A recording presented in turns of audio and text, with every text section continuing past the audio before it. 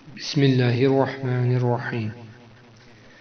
ای برادر گر تو هستی حق طلب، جز به فرمان خدا مگشای لب.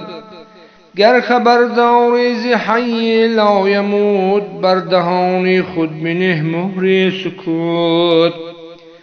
ای پسر پند و نصیحت گوش کن، گر نجاتی بایدت خاموش کن. هر کی را گفتار بسیارش بود، دل درونی سینه بیمارش بود. عاقلان را پیش خاموشی بود، پیشه جاهل فراموشی بود. خاموشی از کذب و غیبت واجب است، ابله آن کی او به گفتن راغب است. ای برادر جز ثنای حق مگو، قول خود را از برای دق مگو. هر کی در بندی امارت می شود، هر چی دارد جمله غارت می شود. دل ز پر گفتن بمیرد در دهن، گرچه گفتارش بود در عدن. آن که سعی اندر فصاحت می کند، چهره دل را جراحت می کند. رو زبان را در دهان محبوس دار، و از خلایق خویش را مایوس دار. هر کی او بر عیب خود بینا شود، روح او را قوتی پیدا شود. باش دایم ای پسر با یاد حق، گر خبرداری ز عدل و داد حق. زنده دار از ذکر صبح و شام را، در تغافل مگذران ایام را. یاد حق آمد غذا این روح را، مرهم آمد این دلی مجروح را. یاد حق گر مونس جانت بود، کی هوای کاه و ایوانت بود. گر زمانی غافل از رحمان شوی، اندر آن دم همدم شیطان شوی. مومنا ذکر خدا بسیار گوی، تا بیابی در دو عالم آبروی.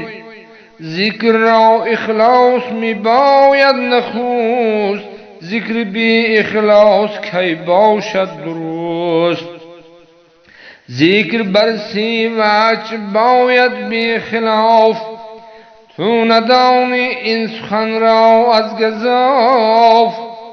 عام را نبود بجز ذکر زبان، ذکر خاصان باشد از دل بیگمان. ذکر خاص الخاص ذکر سر بود، هر کی ذاکر نیست او خاسر بود. حمد خالق بر زبان ران ای پسر، عمر تا برباد ندهی سر به سر. لب مجنبان جز به ذکر کردگار، زان که پاکان را همین بود از کار. از خدای خویشتن غافل مباش، غافلانه در رهی باطل مباش. جای گریه است این جهان در وی مخند، چشم برد برگشای و لب ببند. عقبه در راه است بارد بس گران، نگذرد بارد به سیع دیگران. داری اندر پیش رو زیر رستخیز، از خدایت نیست امکانی گریز. ای پسر راهی شریعت پیش گیر، زودتر ترک هوای خویش گیر.